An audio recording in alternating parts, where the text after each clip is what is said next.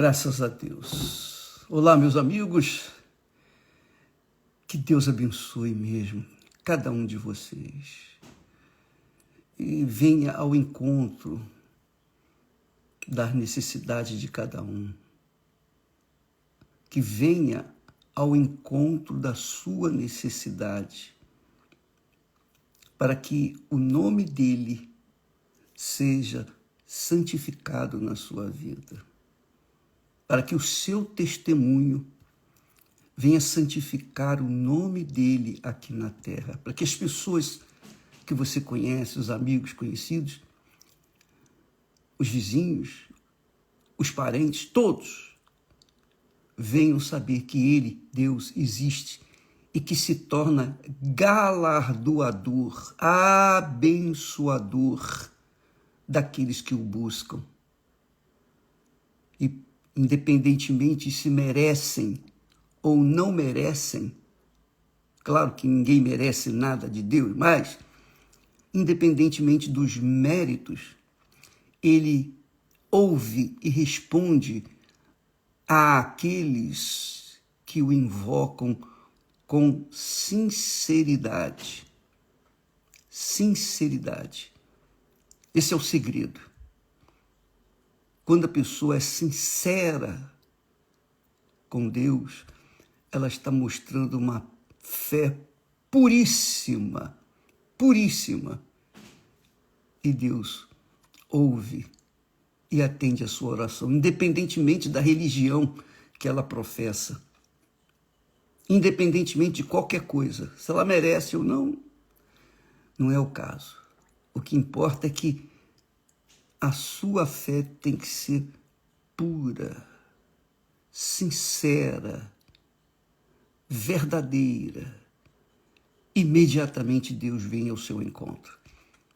Portanto, você não precisa do Bispo Macedo, não precisa da Igreja Universal, você não precisa de ninguém para chegar a Deus. Você só precisa de você mesmo. Só de você mesmo. Você viu esse testemunho magnífico desse rapaz que nós postamos ontem? Você conseguiu perceber nas suas palavras a pureza, a sinceridade de como ele encontrou com a sua liberdade, a sua vida nova? Você reparou isso? Você teve sensibilidade para ver como se agrada a Deus? Pois bem, esse rapaz aí é um testemunho belíssimo, magnífico, porque mostra que ninguém precisa de ninguém para chegar até Deus. Basta a pessoa ser sincera, verdadeira, rasgar o seu coração.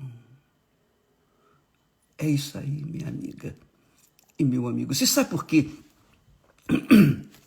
Você sabe por quê que muita gente é religiosa, caridosa, bondosa, gente que não vive no pecado, está dentro das igrejas, são pessoas aparentemente leais, fiéis a Deus, não vivem no pecado,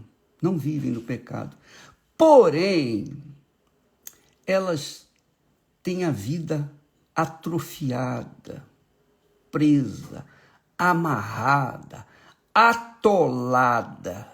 Você já viu um animal atolado na lama? Na lama? Você já viu? Coitadinho, ele fica ali, ele não tem como sair. Ele não tem como sair, porque ele, mesmo com toda a sua força, ele não consegue sair. Porque quanto mais ele se mexe, mais ele atola. Mas Deus é grande, imenso, infinitamente grande. É impossível descrever a grandeza de Deus. A gente pode ter uma leve impressão ou visão da grandeza dele quando olhamos para os céus, o infinito diante dos nossos olhos, o infinito. Quando olhamos para o mar, puxa, a imensidão do mar. Quando olhamos também para aquelas flores pequenininhas, quase que despercebível aos olhos humanos, mas elas carregam um perfume inigualável, uma beleza extraordinária, perfeitíssima. Deus é grande, minha amiga, meu amigo, e Ele não despreza os pequeninos, os perdidos, os aflitos, os enfermos, os doentes, os oprimidos, os drogados, os viciados, as prostitutas, todas as pessoas, não importa o grau de pecado que elas vivem, mas quando ela invoca esse Deus desconhecido, mas ainda que a sua fé seja pequenininha, mas quando ela invoca com sinceridade, ei-lo ali para libertá-lo. Deus é grande, minha amiga, meu amigo. Você sabe por que muitas pessoas religiosas, que são caridosas, como estava falando, vivem a vida atoladas, não conseguem sair, se mover? Sabe por quê? Porque elas confiam em tudo, menos em Deus. E quando não se confia em Deus, como é que vai se confiar em si mesmo? Não é? Mas o problema maior, às vezes as pessoas dizem assim, mas eu não mereço. Elas pensam, eu não mereço, poxa, quem sou eu para chegar diante de Deus? Você é a pessoa certa, porque se acha injusta, você se acha irreverente, você se acha pecadora, você se acha a pessoa mais insignificante. Graças a Deus por isso. Porque se você se achasse alguma coisa, então já não estaria mais em condições de chegar até Ele, até Deus. Mas quando você se acha um 0 à esquerda ou 2, seja lá quantos forem, quando você se acha perdido, desamparado, foi abandonado pela mãe, pelo pai, ou melhor, eu não sei quem foi meu pai, nem sei quem foi a minha mãe, eu fui jogado no mundo e eu estou sobrevivendo, tenho sobrevivido até aqui. Só Deus sabe o que tenho vivido nesta vida. Pois bem, mas Deus, Ele vê todas as coisas, sabe de todas as coisas, inclusive daqueles que estão abandonados pela vida. Não foi isso? Não é isso que está escrito? Porque Deus escolheu as coisas mais desprezíveis da face da terra. Aqueles que não são nada. 0, 0, 0, 0 à esquerda. Ele me escolheu. Ele me escolheu, minha amiga, meu amigo. Então eu estou aqui para falar de experiência pessoal. Ele me escolheu. Ele me escolheu. Graças a Deus. Então você pode imaginar o que era eu para estar aqui hoje.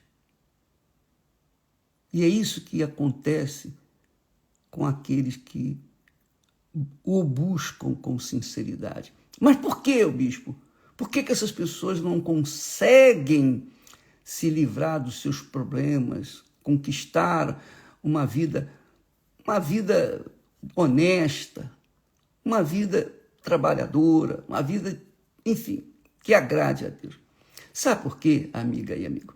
Você pode ser religiosa, você pode ser uma pessoa caridosa, você pode ser uma pessoa boa, boníssima. Você pode fazer caridade para os outros. Você pode ser religiosa, você pode pertencer a uma igreja, uma religião, você pode fazer o que você quiser. Se por acaso, presta atenção, se por acaso você tiver dentro do seu coração, por menor que seja, um ressentimento pequenininho, uma mágoa, de forma que você não se livrou, você continua com aquela mágoazinha dentro do peito, ressentimento de uma pessoa ou várias.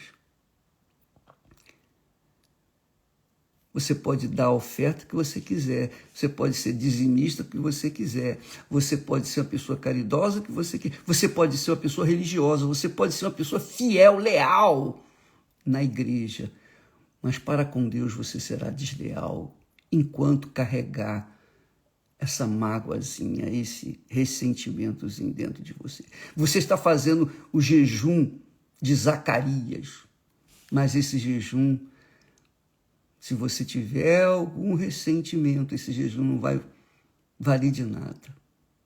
Não vai. Poxa, bispo, é isso mesmo. Quando Zacarias ficou mudo, antes dele ficar mudo, ele era um homem íntegro, reto, temente ao Senhor, como Jó. Ele e a sua esposa Isabel ficaram mudos. Ele ficou mudo. Mas ele alcançou a misericórdia de Deus. Nós podemos fazer o que quisermos para Deus, mas se nós carregamos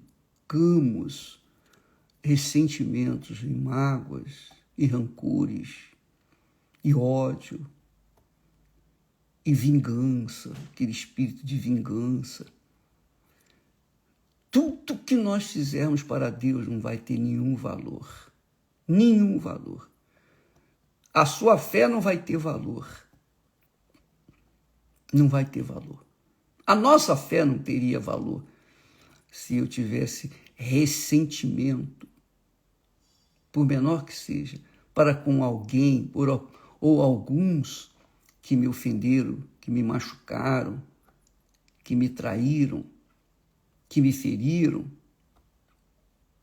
Eu nem poderia estar aqui falando do amor de Deus, do perdão dele para você, porque como eu poderia falar de perdão, do perdão de Deus, se eu não perdoasse?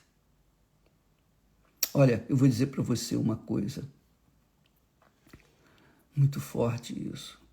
Jesus disse assim, Jesus quem disse: quando trouxeres a tua oferta ao altar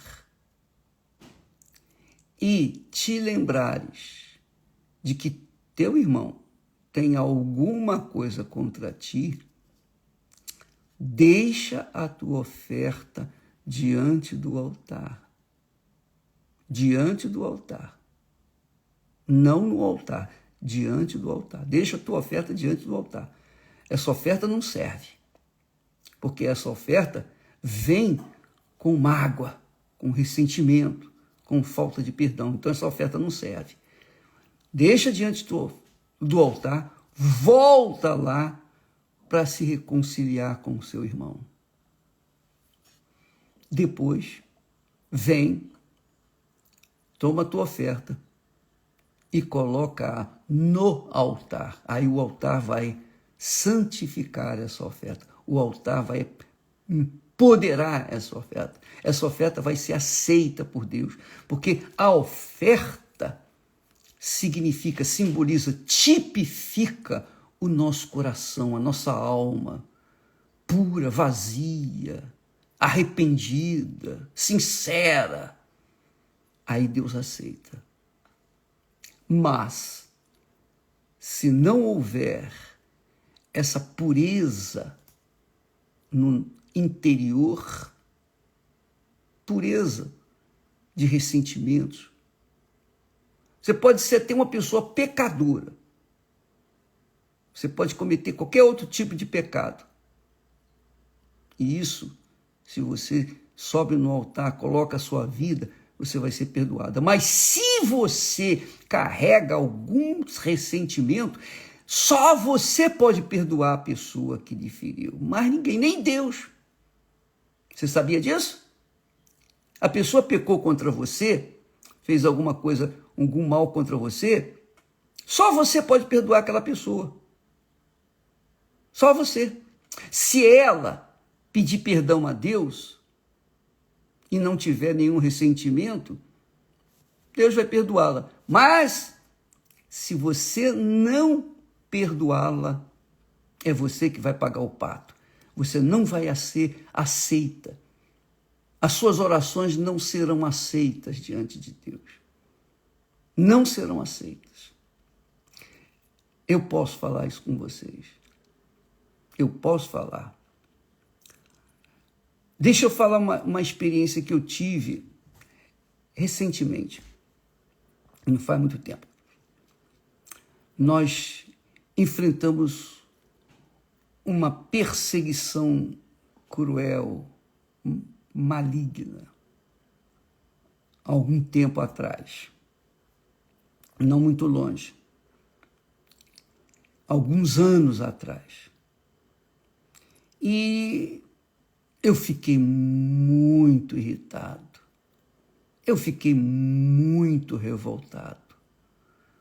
Revoltado porque foi uma injustiça, mas uma injustiça assim cruel, uma injustiça assim que machucou mesmo.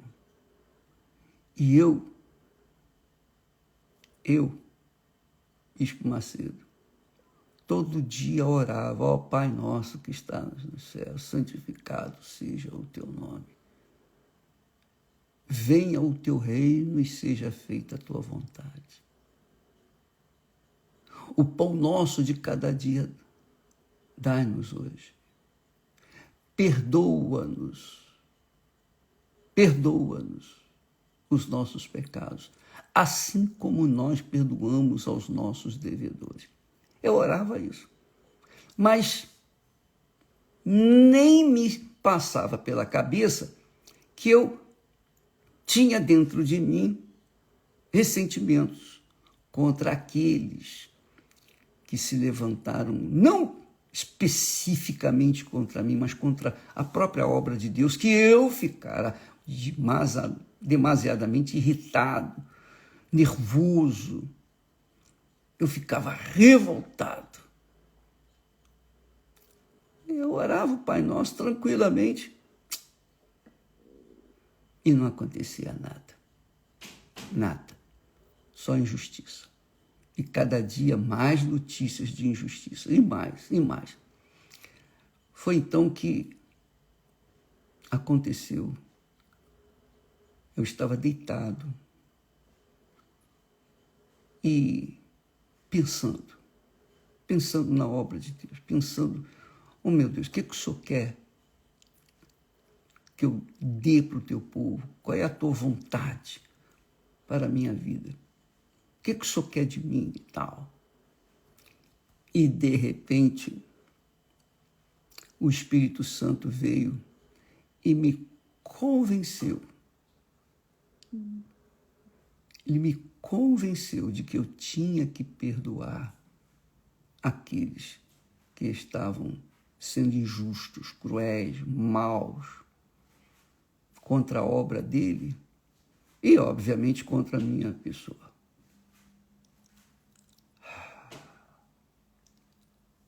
Na hora,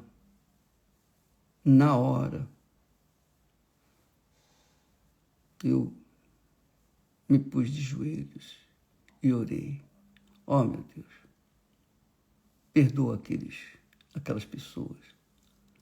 Eu peço que o Senhor perdoe. Eu perdoo aquelas pessoas. Eu perdoo. Embora o coração estivesse gritando: não, eu não quero perdoar, eu não vou perdoar.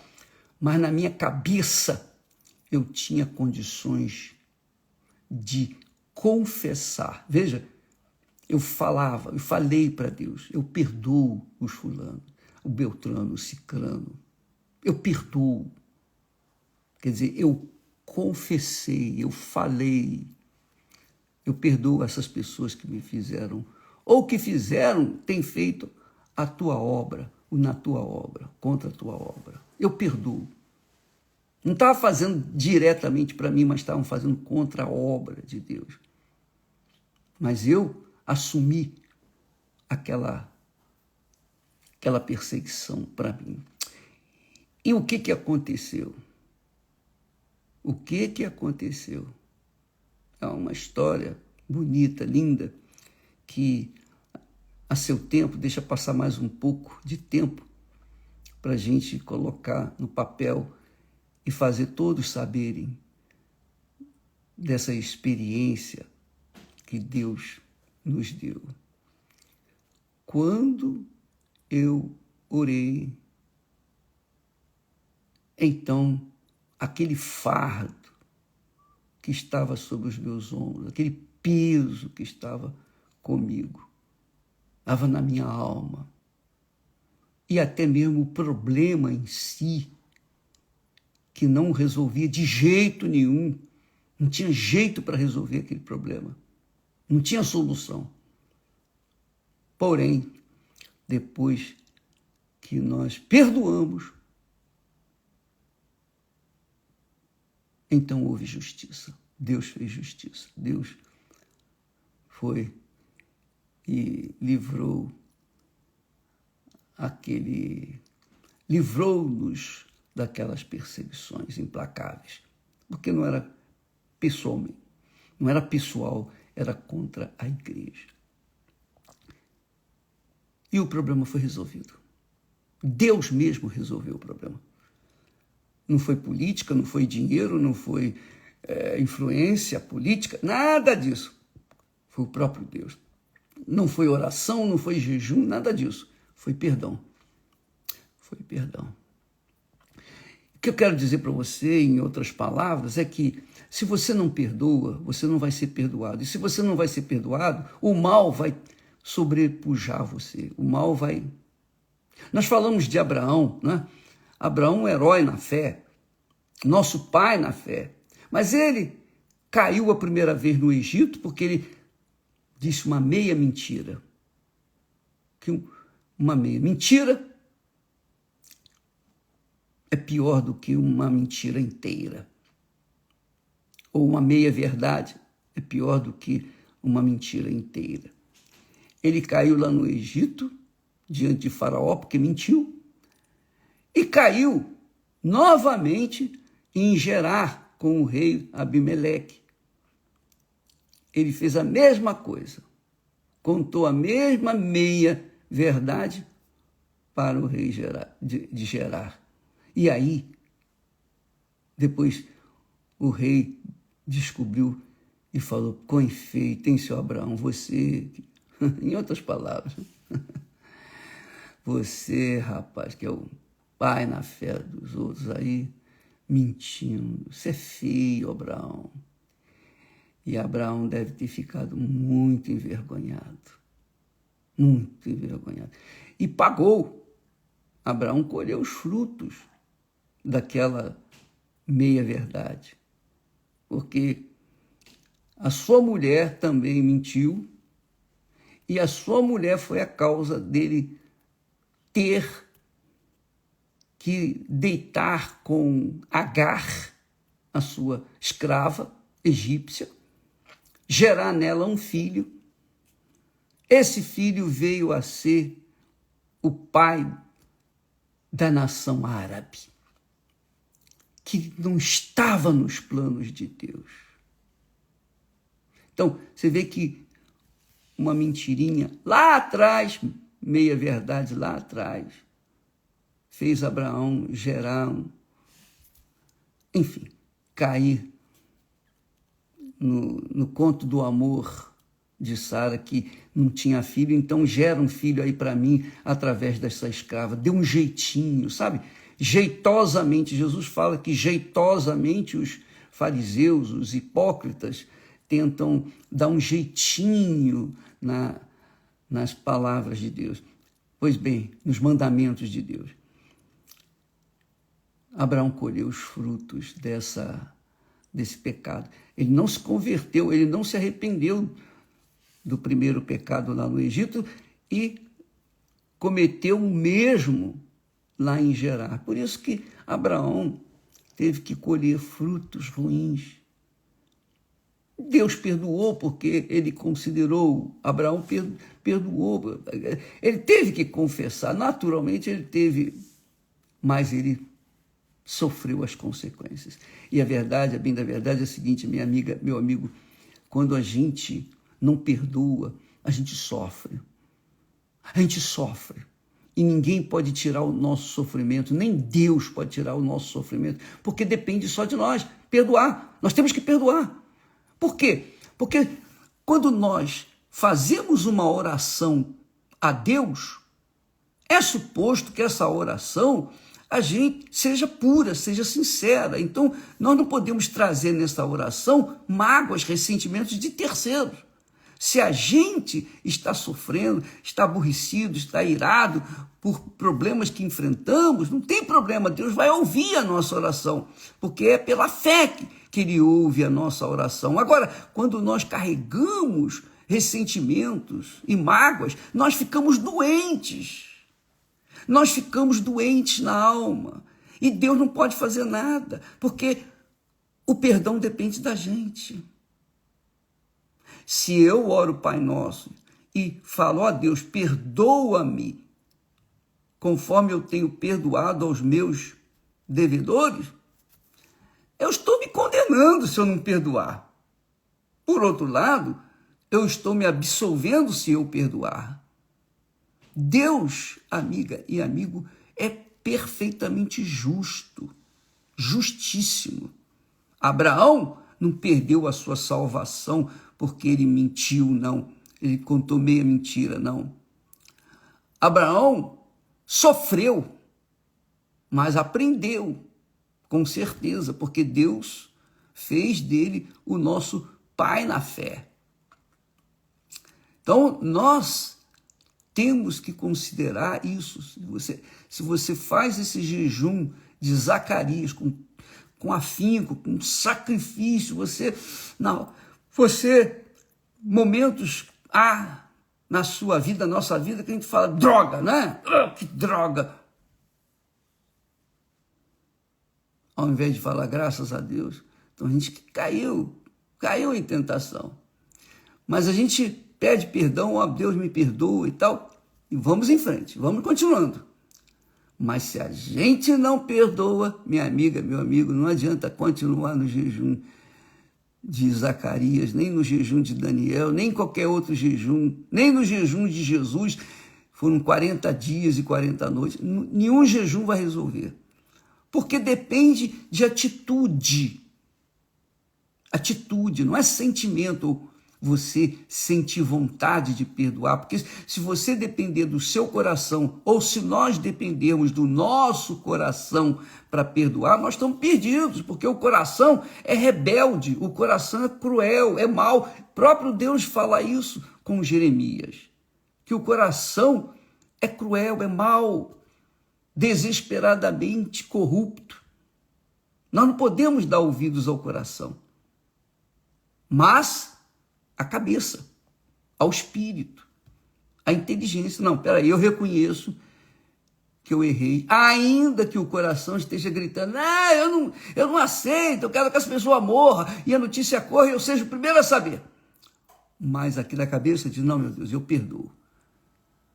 Se você perdoa, aquela pessoa é perdoada. Se você não perdoa, aquela pessoa não é perdoada. Mas também você não é perdoado. Essa é que é a realidade. É tomar lá da cá. Ou é ou não é. Ou você dá o perdão e recebe perdão, ou você não dá o perdão e é punido pela sua própria vontade. na sua própria cabeça. Então, eu quero que você saiba, todos devem saber, que às vezes a pessoa tem uma doença, tem uma enfermidade, já orou, já fez jejum, já fez isso, já fez jejum disso, jejum daquilo, já fez campanha de Israel, já fez desafios com Deus, mas não resolveu o problema. Não resolveu o seu problema porque o seu coração está lá cheio de mágoas. Ou pelo menos um pouquinho de mágoa já é suficiente contra outra pessoa. Porque se nós oramos a Deus, é suposto que o nosso coração esteja limpo. Mas se oramos a Deus com o coração magoado, essa oração bate no teto e volta, não tem valor nenhum. Por quê? Porque quando nós falamos com Deus, nós temos o privilégio, pela fé, de ter os céus abertos, as portas dos céus abertas para a nossa oração. Mas se nós fechamos o nosso coração para pessoas que nos feriram, a nossa oração, os céus são de bronze, não passa a oração até lá, até Deus. Deus não aceita. Então, você tem que perdoar, mesmo que o seu coração não goste, mesmo que o seu coração reclame, perdoe. Se você perdoar, você vai ficar curada. Se você não perdoar, você não vai ficar curada. Não tem oração que vai resolver. Não tem corrente que vai resolver. Não tem oferta que você dê que vai resolver. Nada, nada. Você tem que perdoar. Todos nós temos que viver perdoando todo santo dia. Porque todo dia a gente erra. Todo dia a gente comete pecados, igual Abraão. Todo dia a gente comete. Quer com a boca, quer com o coração, quer com o pensamento. De alguma forma a gente sempre está cometendo pecado. Então a gente está sempre dependendo da misericórdia de Deus. E, Deus, me perdoa, como eu tenho perdoado aos meus ofensores. E eu perdoo. Eu perdoo todos aqueles que me machucaram, que me feriram, que me levaram lá no fundo do poço, e graças a Deus por eles. Graças a Deus. Graças a Deus por essas infâmias, injustiças e calúnias e todo o mal. Graças a Deus por isso. Sabe por quê? Porque esses problemas todos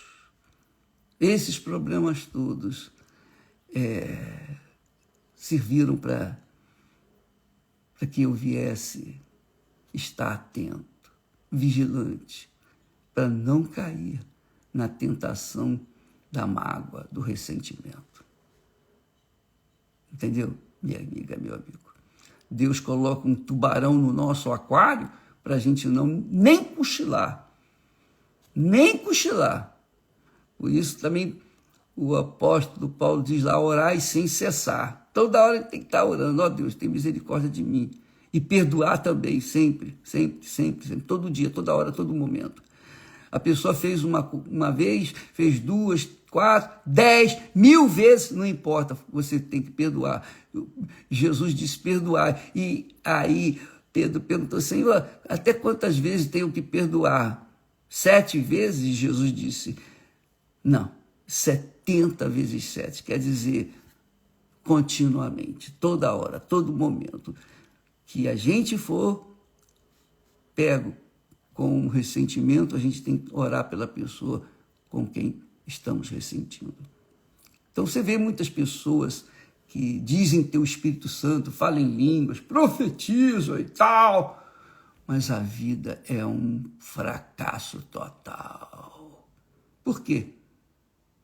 Porque o Espírito Santo que está nela não é o Espírito Santo, é o Espírito do engano. Elas falam em língua do diabo, profetizam a palavra delas mesmas, ou do diabo, e são iludidas com as suas obras religiosas, mas as suas vidas são como uma vaca atolada lá no lamaçal, coitadinha, que não tem como sair. Não tem como sair. A não ser que elas perdoem. Aí sim. Ande com perdão nos lábios, minha amiga, meu amigo. Ande com perdão. Coma o perdão.